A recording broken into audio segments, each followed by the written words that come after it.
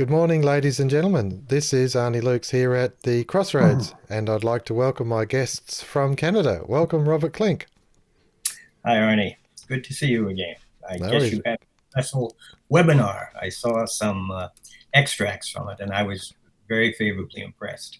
There were some Very quality cool. speakers. Yeah, there were some quality speakers and good subject matter, and it certainly caused me to go and do some research after the papers were given. So I was really pleased. Welcome, Wallace Klinck. Hi, Arnie. Yes, I would like to reiterate it was quite impressive, actually, some of the presentations. Hmm. They were quite erudite and professional. No worries. We use different Yeah. software. Yeah, we use I different won't say software. good morning. I'll say good evening as usual, being in Western Canada. That's right. Uh, Yeah. we and Well, I'd like to be very enthusiastic and all, and upbeat, but I must say we're certainly facing some terrible times.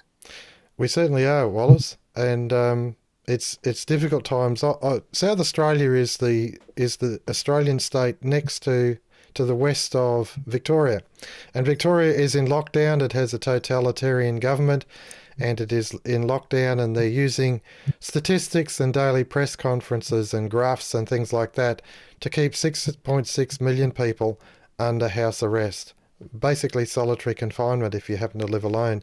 And of course, in these aged care facilities, they're not allowed visitors, very little human interaction, and of course, the situation for them is dire.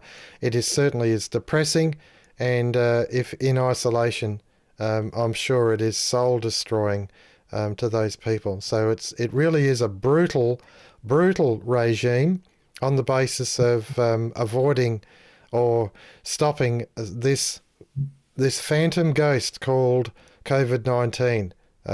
It really is. It's very frustrating. I read an article by Professor Chosadovsky, I think it is, in regard to the PCR test. And the fact is that it's a general service test. It is not specific to COVID-19.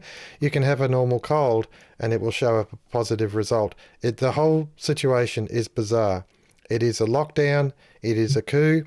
And I want to cut across to start building a case where I believe the roots of this coup has started. So the document we're looking at on the internet, Belter, EnglishBelter.by. I'm not sure its origins, but I did a quick search. Minsk. Okay, so Belarus.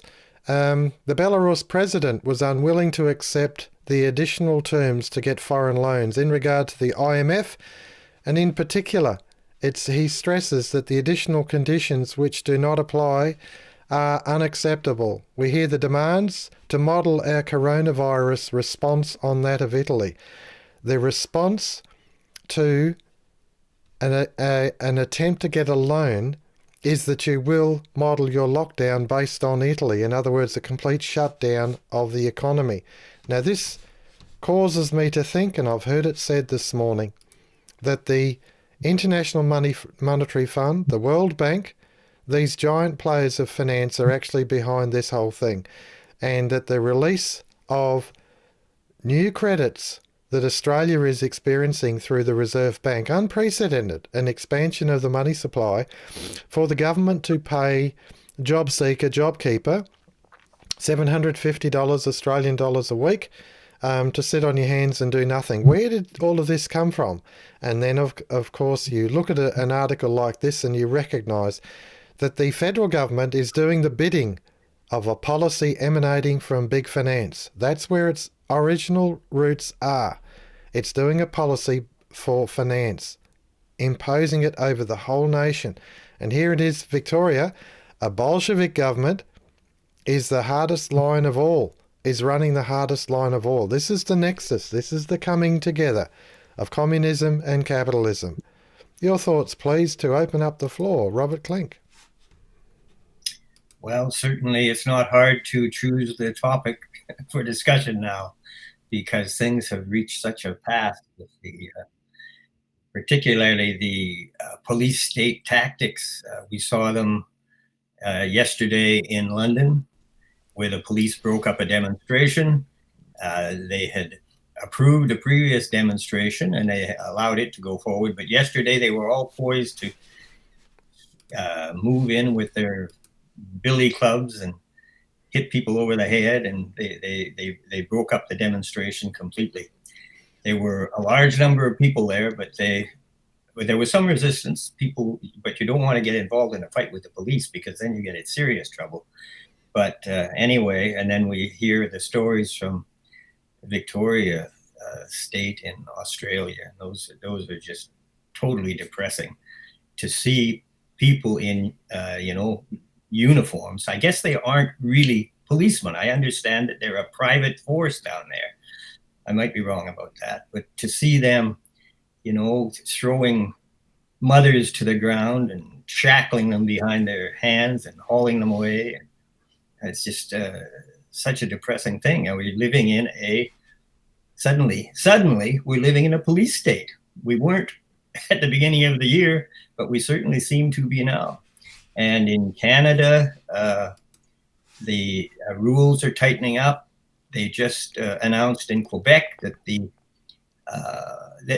said that they're asking people not to have social commerce for 28 days.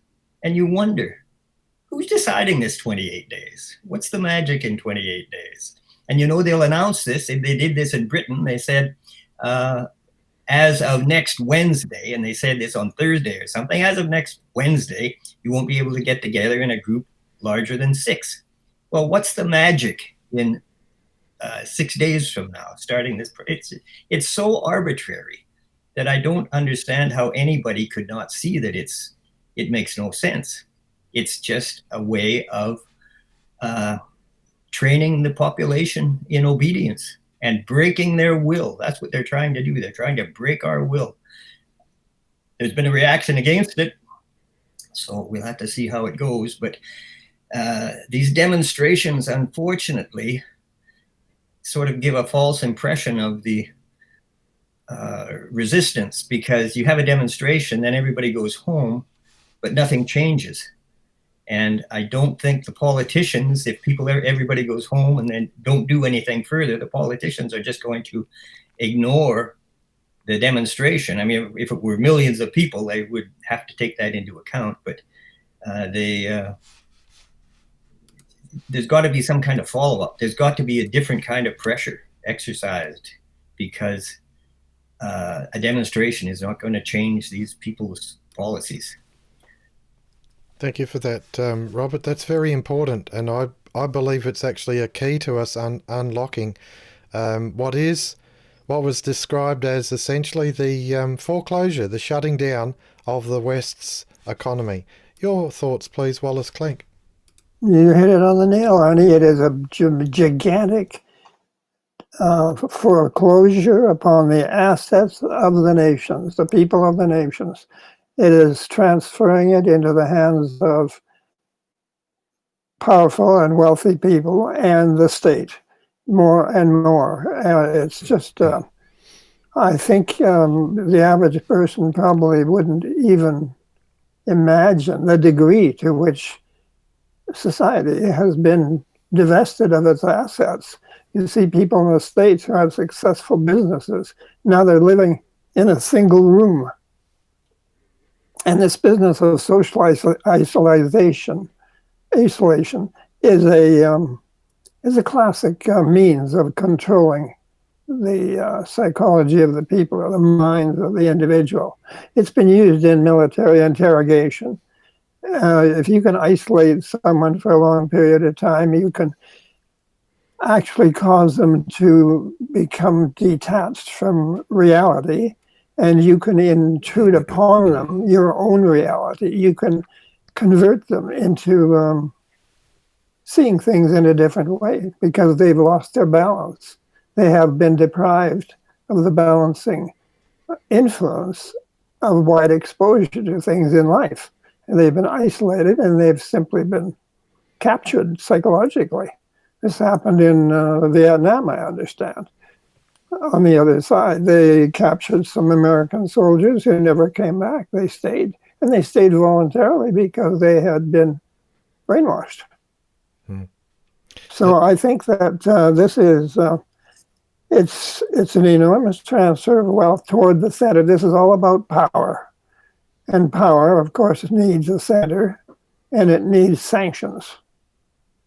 And when you are depriving people of their independence, their sanctions are very seriously damaged. If you don't have resources, it's very difficult to initiate and go through with a policy, much less resist. It's very difficult.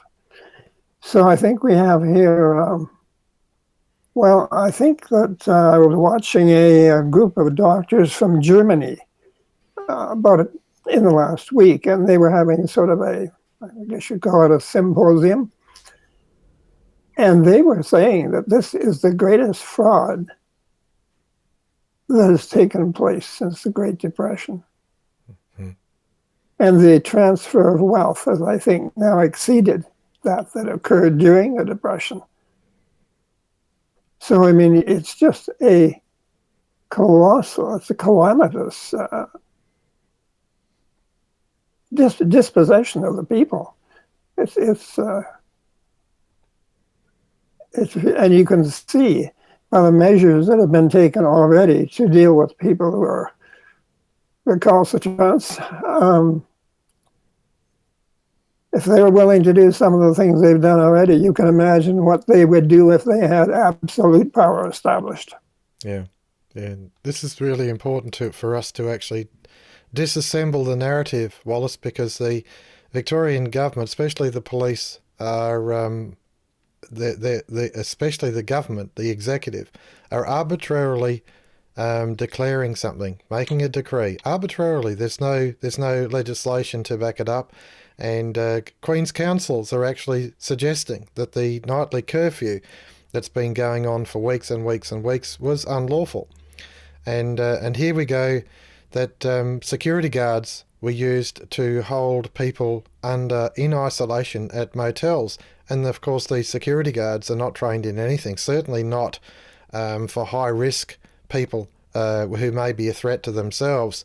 And so they're actually exposing people to significant hazard.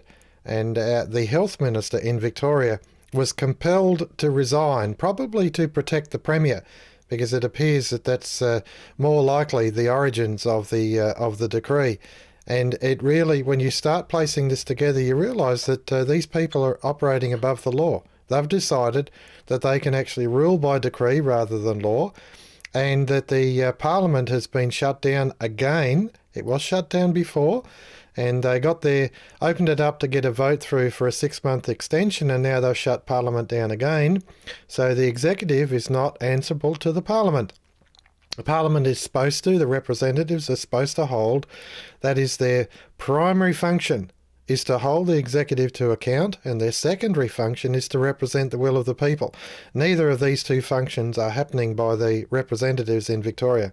It's simply the executive driving by, if you like, absolute decree. And so it's a profound change in the democratic process. But because of the unprecedented amount of brainwashing, of propaganda coming from the media outlets, especially the Box, in particular, because there's such an array of variety of different, if you like, different sources, the cable stream TV, the normal TV, the free-to-air, the radio, but they're majority owned by only a couple of people, or at least a couple of industrial entities. And so the points of view are fairly consistent. They're fairly consistent. You only really get one narrative from two sides, but it's still only one narrative. We've lost Wally, but I'm just going to There he is. come back. Okay, we've got him back. There you go. So to me, these are quite important to consider, that we lose the sense of realism because we have such insufficient information coming from what's actually going on. Your thoughts again, please, Robert Klinck. Well, you made a very good point there, Arnie, about the arbitrariness of government. We have never had arbitrary governments. We have never had the concept that government should be arbitrary. But now every government in the world, except with an exception like Belarus, I guess, or Sweden possibly, has gone into this mode that sort of assumes that if a government is elected, that gives them a mandate to do whatever they feel like for the next however number of years there are until the next election. And the only input that the population has is at the election time. But we have always had limited government. And now we have absolute government. What a transformation in such a short time. It's really quite astonishing. And the arbitrariness of it is hardly believable. Just like throwing a switch and the whole world from one day to the next goes into a different mode. Well, this surely suggests that this is a transition that has been long in preparation. And I think that's true. It's a well-prepared coup. They've been getting amenable administrative people into positions in the bureaucracies, people who, to a great extent, have been given training often in what is called neuro-linguistic programming. And the spouses of people who have experienced this, of whom I am one, have found that it has transformed their spouses. It's changed their thinking. It's turned them into somehow different people. And it's been going on now for many years. And they've lined all their ducks up in a row. And finally, they thought they could make their big gambit and try to seize power on a world scale. And they're doing a reasonably effective job of it. There is certainly a resistance building, and a lot of people now are very suspicious that there's something fishy going on. And when I point out to them that the World Bank in April of this year budgeted for dealing with COVID-19 until 2025, well, they're very discouraged, because I tell them, don't think this thing's ending. The World Bank knows more than the politicians in your country. The World Bank tells the politicians what to do.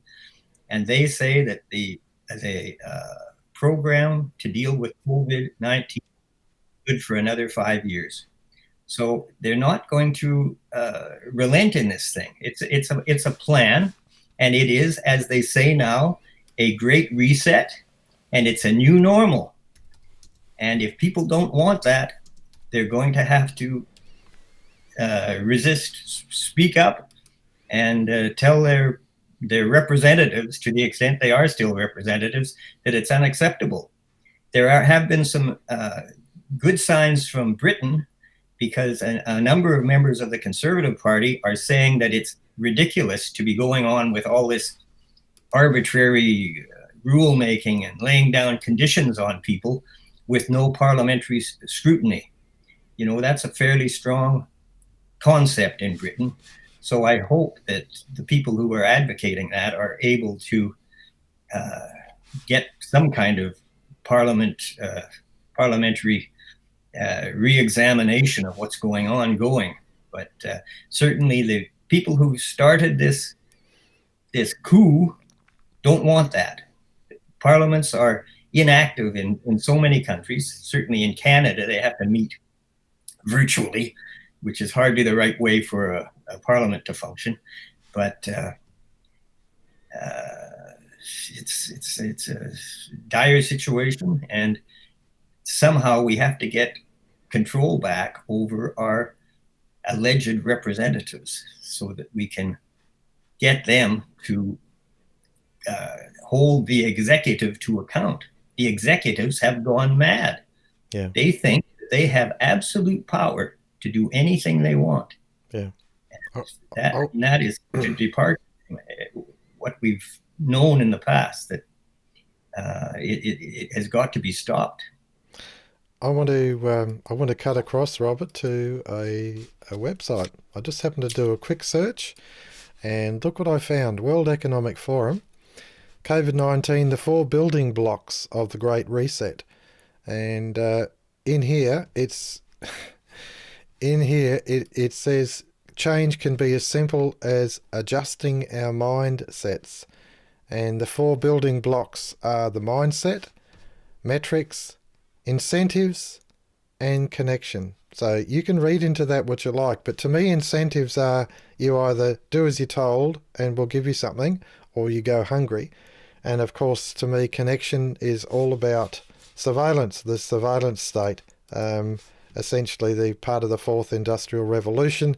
The smart chips that are in your home appliances are in your car, the cameras and everywhere that are monitoring you, facial recognition software, your phone applications, things like that. Everything is about monitoring you and assessing who you are and what you're doing. Chinese call it social credit. It's not. It's discredit. It's state control. But as behind this, the World Economic Forum, this is the IMF, the World Bank, these are the instigators of this policy, and they're the ones who are actually driving it. And they're the ones who our politicians are, if you like, serving their purposes and not ours. Your thoughts, please, Wallace Klinck. Well, it's certainly true, Arnie. I'm telling you, it's a question of mind control as much as possible. And when mind control is not sufficient, they will resort to physical controls, as they've already indicated they're willing to do. So I must say, it looks as though we're heading for some kind of a major confrontation here, provided that the people, in fact, do muster the courage and the whatever it takes, the knowledge to deal with this situation. Governments did not create us. We created governments to be a servant for which we were willing to pay a reward, and they have done a complete switch on us. They now think that they are ordained to control us. And of course, they do this on every possible pretext. It's really a complete reversal of the traditional British attitude toward the relationship between the state and between the public.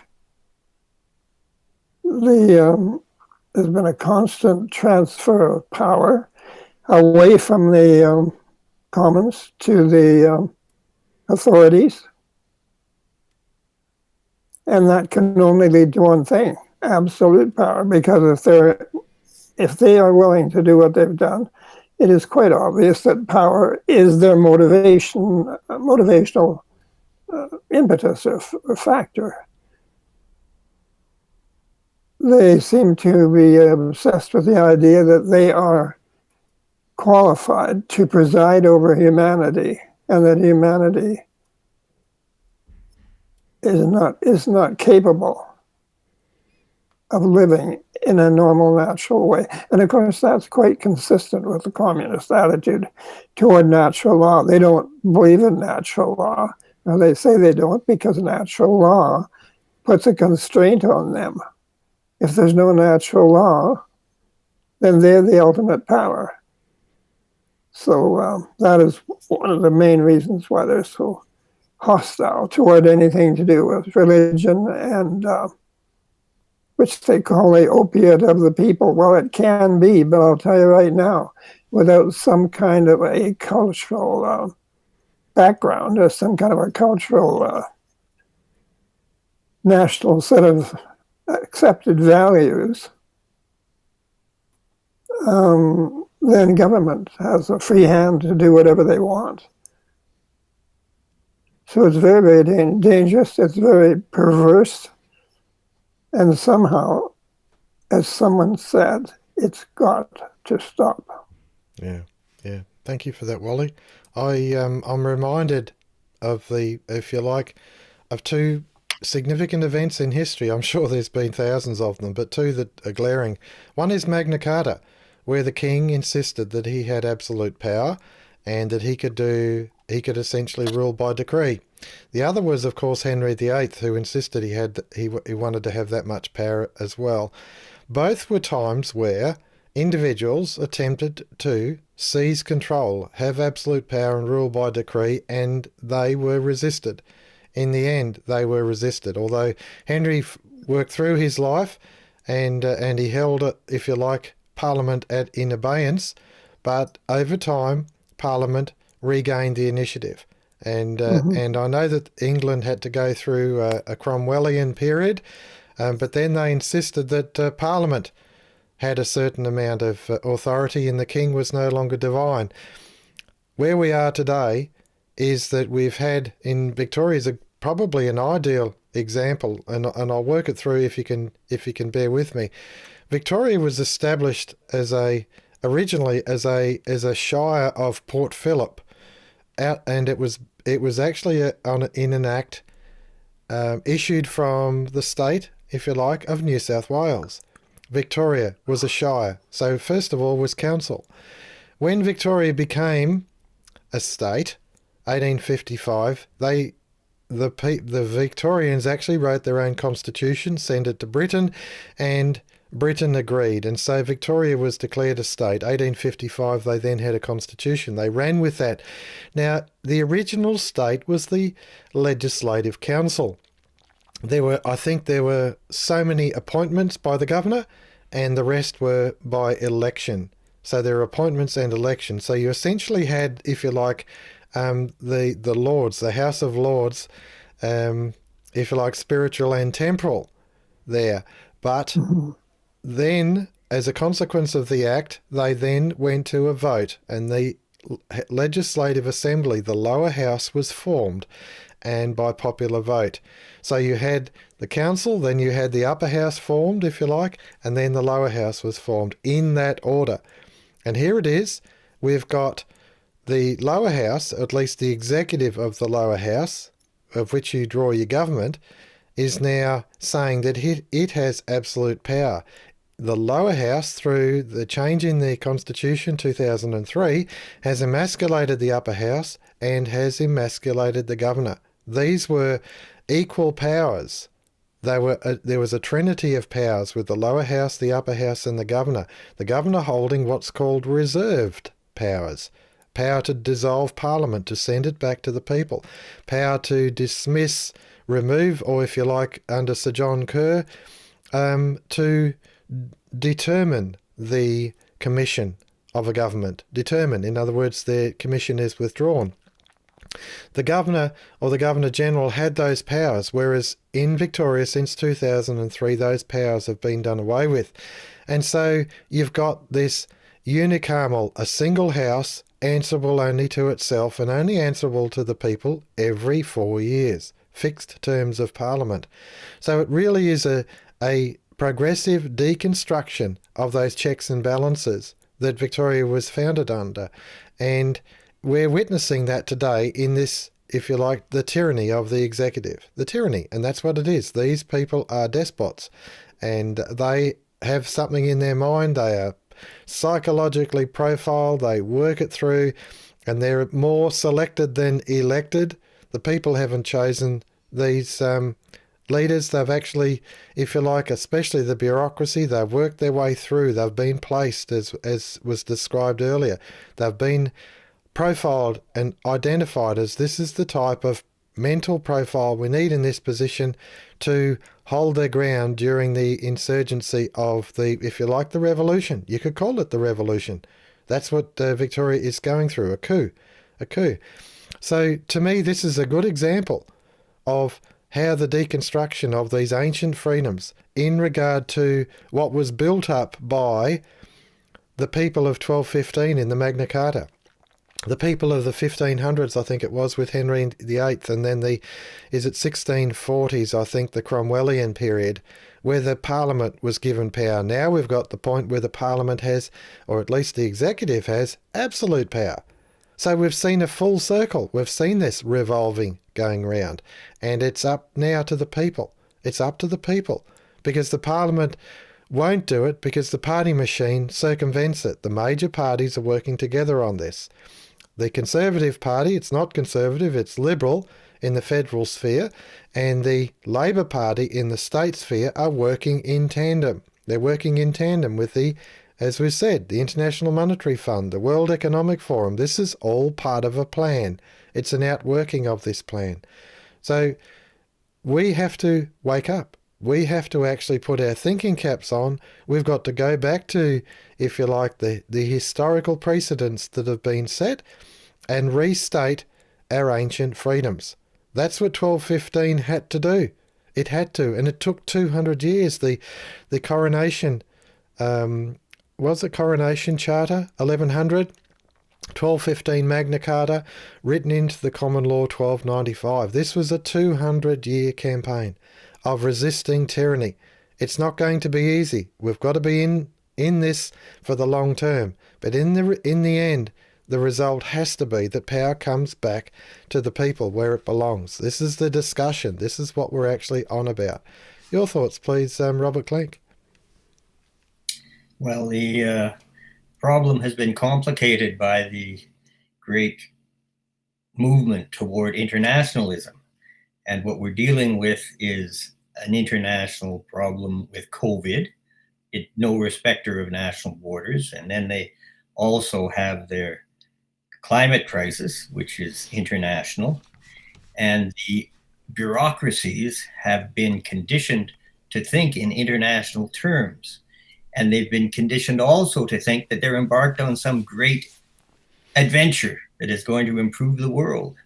And they are the ones who are the insiders on this. And we are the profane, the population are the profane. And they really have contempt for the population because the population isn't in on the inside track as they are. So they've been contemptuous of the population, and they've also been deliberately trying to stymie the ability of the population to be critical or to think. And you see, even with the World Bank and the IMF, when they're talking about the programs that should be applied in various countries, they reduce them to buzzwords and slogans. And these are just attempts to render the population so simple-minded that they can't think through the more complex aspects of the situation. In effect, I think they're trying to reduce our thinking to the level of children. And I know I've worked in the political sphere. I know that some politicians refer to the electorate as children. I've heard it from their mouths. So we have contributed to the evolution of this by abdicating our normal democratic, you might say, functions. You know, we were told for many years that the price of freedom is eternal vigilance. Well, you can't relax that. If you do, somebody's going to come into the vacuum and they're going to take your freedoms from you. And that's exactly what we're seeing now. The population has lost its political muscle. We haven't exercised our muscles for so long. And now we're going to have to get back in trim because these executives everywhere have taken our capacity for initiative, and they've taken our capacity to input into the formulation of policy for the country. These policies are formulated now with total disregard to the wishes of the population. In fact, they're largely formulated by psychopaths. You can see that by the fact that they tolerate the dreadful hardships that are being imposed on people now.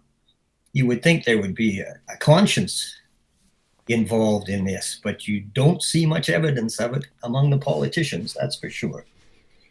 And, you know, they say that empires rise and fall, civilizations rise and fall, and maybe there is an inevitability about it. But if there is, I don't think we want to see our civilization just disintegrate. It's going to be a very hard time for our children and our grandchildren. So it's something that is worth fighting for, worth resisting. And the problem seems to be that when economic conditions allow you to get comfortable so you can take your mind off politics, I guess, and your civic responsibilities, then you become compromised, you become ineffectual, and somebody else steps in and exerts pressure on the establishment, the political establishment, and displaces the influence of the population. I mean, there's pressure from below, there's pressure from above. And our job as citizens is to make sure that the pressure from below is strong and consistent. But unfortunately, we've become very passive, I'm afraid, with regard to this. Also, we've been confused by this party system. I really think, isn't it a strange thing that you're presented with two parties and they're supposed to be the sum of your options? Well, life is more complex than that. This party system is a very strange phenomenon, and I think it needs to be seriously questioned. For one thing, it is always being infiltrated and compromised, so you end up in effect with one party pretending to be two, or maybe three parties pretending to be three, but it's really just one, because they're all subject to the same influences behind the curtains of power. But I really think we have to do some serious thinking about this, because we've fallen into a trap. And you know, the idea is that we have an option. Our option will be available in 2, 3, 4 years, when we can throw out these guys who are being so irresponsible or so abusive. But there's no guarantee that the next gang will be any better. And people with experience of any period of politics know that very seldom do elections actually improve situations, because it's not enough for people to be casting a vote once every 4 years, often in total ignorance of who they're even casting the vote for, what the people's backgrounds are and their connections and all that. It's kind of juvenile in a sense, and it's time for people to grow up politically, and take their responsibilities back. Thank you for that, Robert. You said the right word. This is actually civics. This is the citizens' responsibility to engage in the political process, and this is what is sadly lacking. And it's been lacking for a long time in our education system. The education system, of course, has been subverted. We've had our universities, the appointment of the professors, of the deans, all that sort of stuff, to impose a foreign ideology on us, and to deconstruct our own civic history, our own cultural history. That's where this is, the roots of it go deep, and it go back a long way.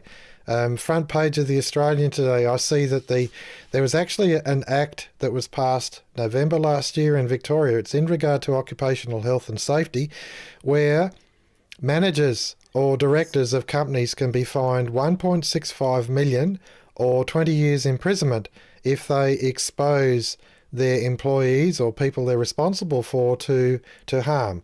Now, the fact is that the Victorian executive, is responsible for the hardship by this confinement, this solitary confinement, and there have been hundreds of deaths in Victoria.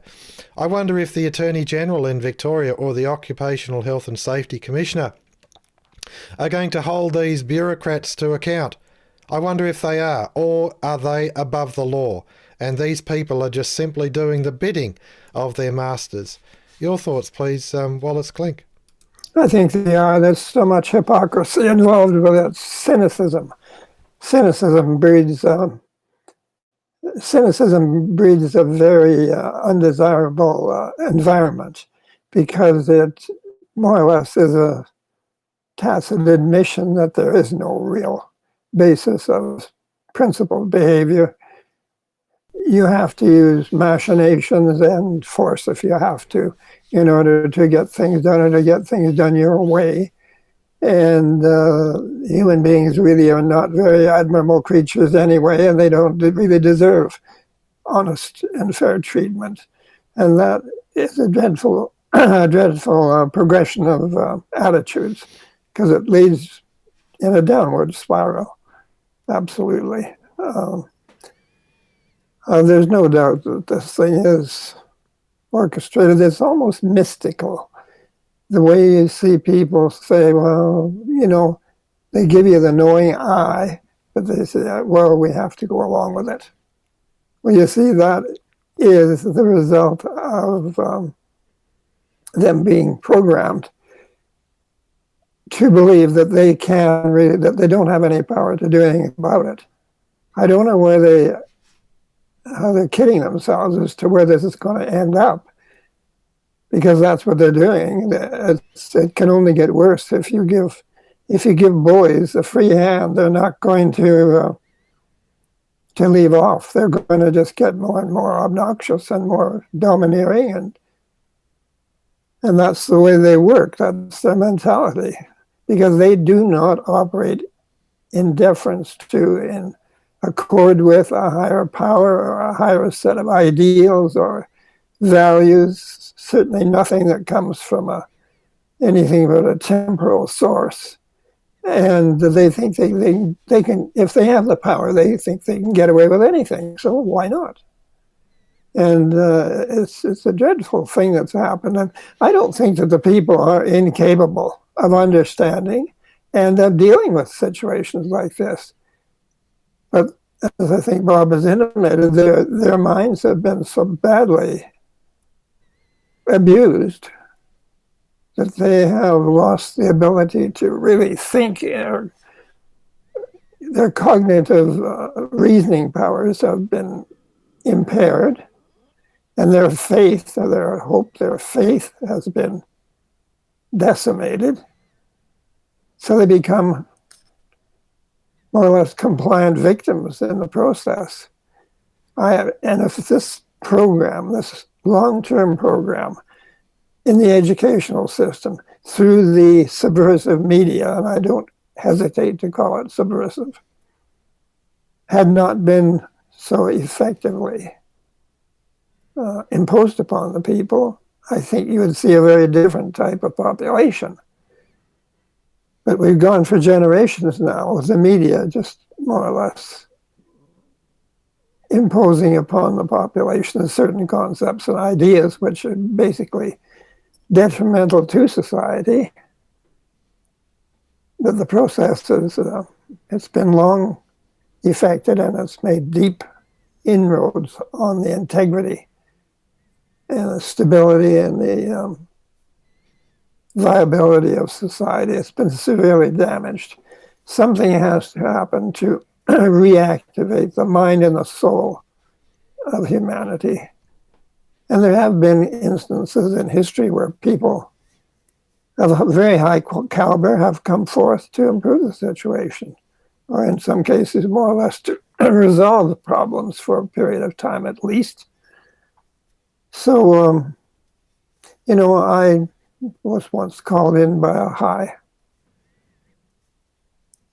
officer of the university, who called me one night and asked if he could have an interview with me, if I could come into his office. And he warned me. He said, I've been observing some of your activities around the campus and some of the people who have been slandering you and so on. And he said, I'm very concerned about it. And I believed him. I think he was a very genuine, a very decent, highly respected man. And he said, I'm very concerned that this could have a lasting detrimental effect on your careers and on your life. So he said he felt it was his moral obligation to discuss it with me as a student. And he was not innocent of the fact that something was not right in this world. Thank you for that, Wallace. That's it's an interesting insight into your own personal experiences, and I appreciate the your candidness there. We've certainly had an interesting forum today discussing the lockdown, the tyranny, the World Economic Forum, the deliberate reset of our economies, the lunching of them, essentially the foreclosure of the Western economy. That's what we're experiencing. Certainly in Australia, we're experiencing it. The foreclosure. Our economy is shut down. The assets are being seized. And of course, the new credits are being freely issued through the World Bank's International Monetary Fund and our governments in the form of dole payments. So what's actually happening is the government is becoming the employer of choice. Everyone unemployed sitting on their hands in front of the box, getting their daily dose of brainwashing. Your thoughts and closing comments, please, Wallace Klinck, Robert Klinck. Well, isn't it interesting, Arnie, that the governments that were all broke back in January suddenly had access to unlimited credit practically? Where does this come from?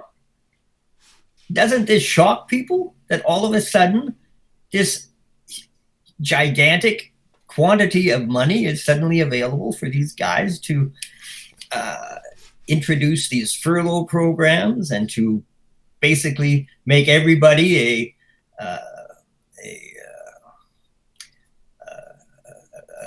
slave to the government because they're depending on the government to give them a stipend in order to subsist?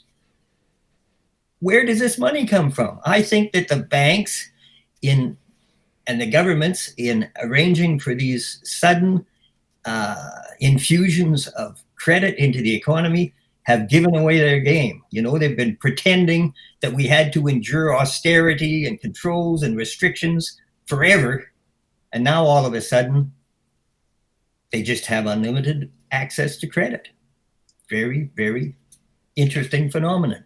I hope that it sinks into people that this is a revelation of the fact that the money system is arbitrary and that there is no such thing as a shortage of money. You might as well say you've got a shortage of inches. Money is just no more than that. It's a creation out of thin air, the way a measurement system is.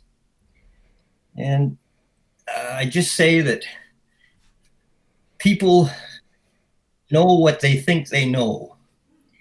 And I don't believe that many of them can really imagine that people are greatly different from themselves. But there is a group of people in society who are different, especially these people who have been brought up with absolutely no limitations upon them because they came from very wealthy families. They could do whatever they wanted. And they've got the habit of doing that, and doing whatever they wanted now is what they're doing to the general population.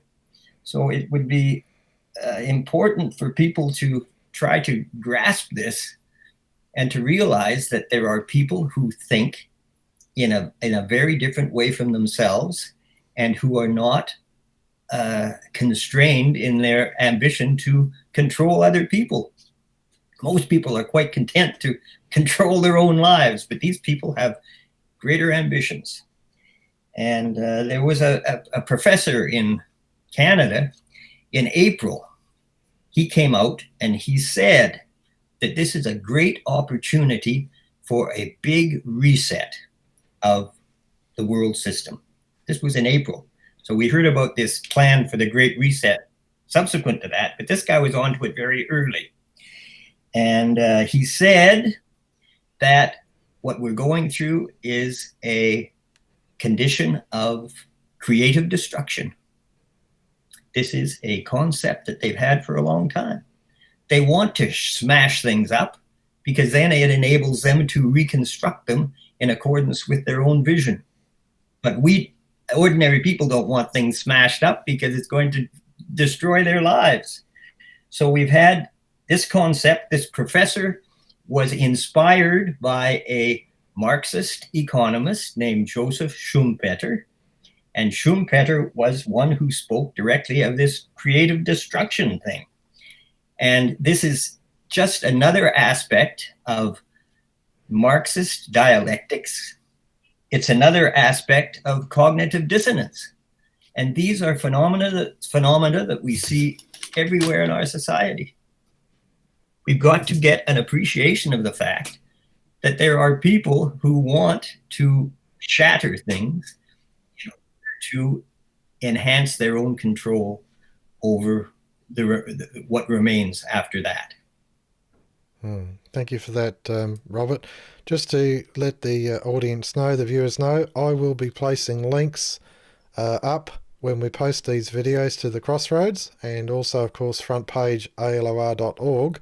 But the links will be at Crossroads, and also on our 3 video channels, BitChute, Bright Eon, and YouTube. So the links will be there for you to look up these documents and other videos that substantiate what we're actually talking about, and and if you like, where the documents are, the confessions, the open admissions of the program and the design and the purpose and intent behind that design. Your thoughts and closing comments, please, Wallace. Well, Arnie, during the last century, of course, the London School of Economics was set up as a Fabian socialist institution to train the bureaucracy of the future world state.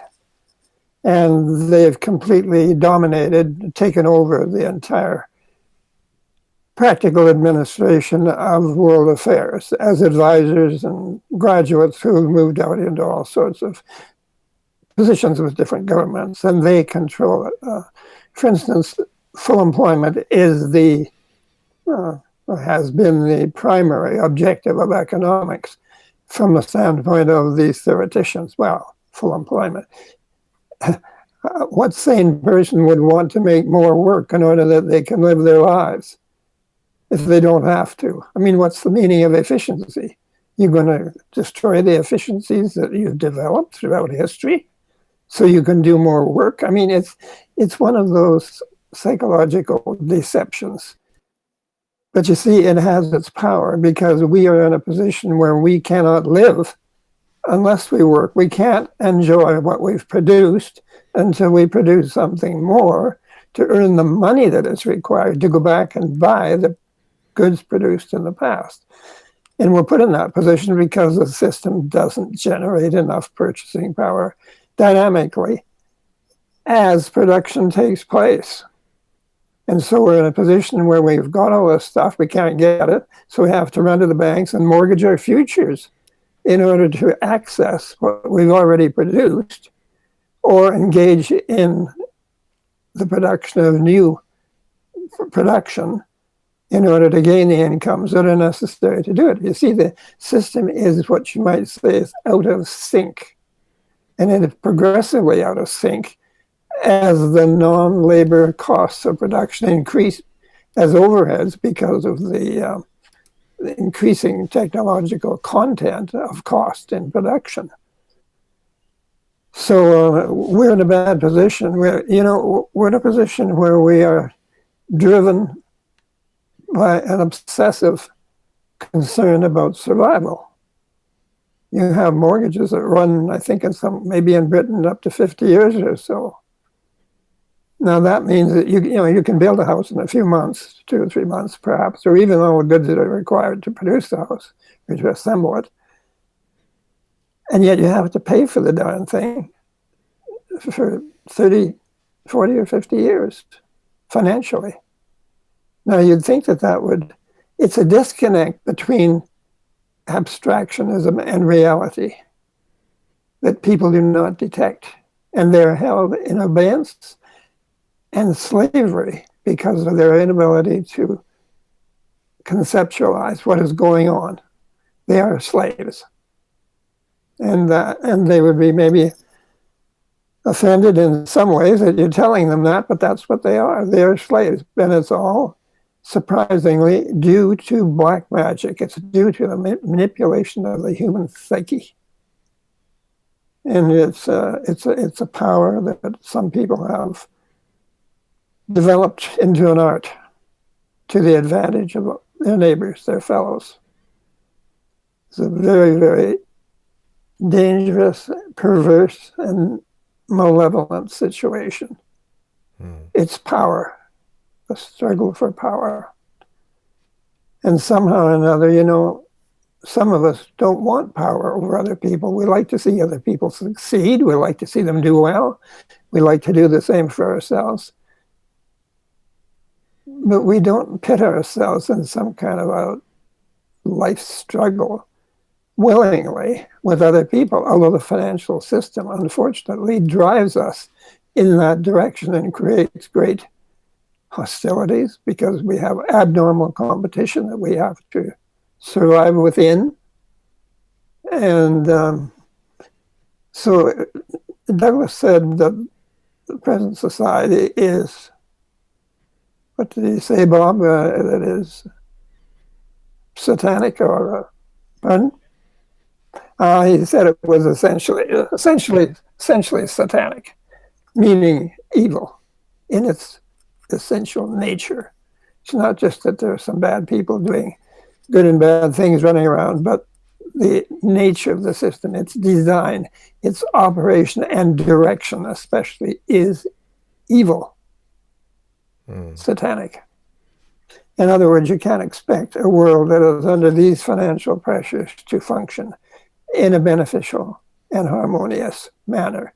It's just not going to happen. It can't, because the pressures get worse and worse.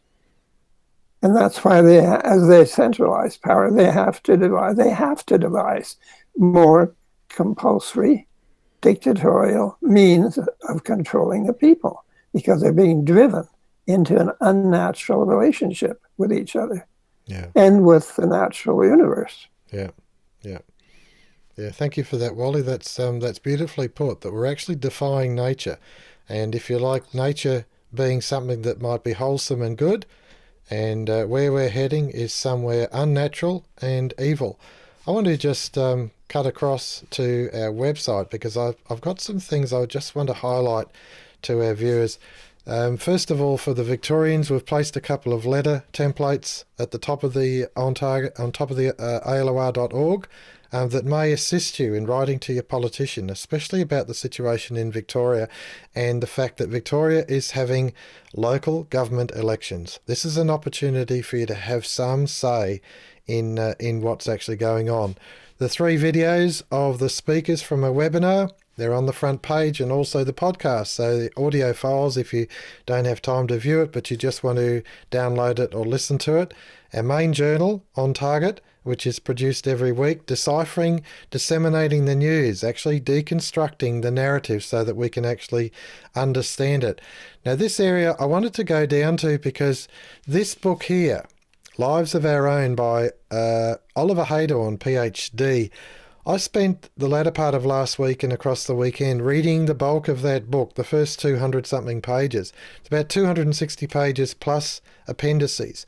And I'm really, really enjoying it. I'm enjoying it because it's actually assisting me in deciphering the existing narrative, of understanding, if you like, our cultural roots within finance economics, but also recognising, finance, economics, politics, but also recognising that we do have a community, a social question to answer here, a moral question and an environmental question. They're all part of, if you like, what social credit is actually about. And of course, the history in that particular book is about distributism and the comparison between, if you like, Roman distributism and social credit, Douglas social credit. And there is a difference, and it's quite clear, and it's quite it's significant. Once you get into detail, it is significant. It actually leads, if you like, communities into the modern era rather than regressing back to previous times. It actually takes culture forward. And that, to me, is the key to the predicament, to the situation we find ourselves in. We are given this challenge. This generation is given this challenge of the problems that we're experiencing to find an answer. Can we resolve ancient freedoms? Can we actually produce a review of our, if you like, a regeneration of our constitutions, if you like, and the actual conventions that have gone on historically to draw up those constitutions so that the constitutions again belong to the people, and that if there need to be amendments, those amendments are considered in detail and the ramifications. And from great minds, Last week, Victoria, there were judges, retired judges, Queen's counsellors, which are barristers, and lawyers were actually penning joint letters against the government, against its policy. And I know that there are court cases from doctors against the policy that the Victorian government is imposing. So there is some resistance fermenting. But the key to this is that the resistance actually has to come from the individual. The area most lacking is this area of civics, the responsibility of the citizen in society. There are responsibilities that you can't actually just palm off. You can't forego. You must accept them. Freedom and responsibility are inseparable in a moral environment. They are all part of the, if you like, the nature of what it is to live in community. And it's certainly been an interesting forum. And I thank you, gentlemen, for participating, and look forward again to our next meeting. Thank you so much. Sure do, Thank you, Arnie. Arnie. Bye-bye. Thank you, ladies and gentlemen. Cheers.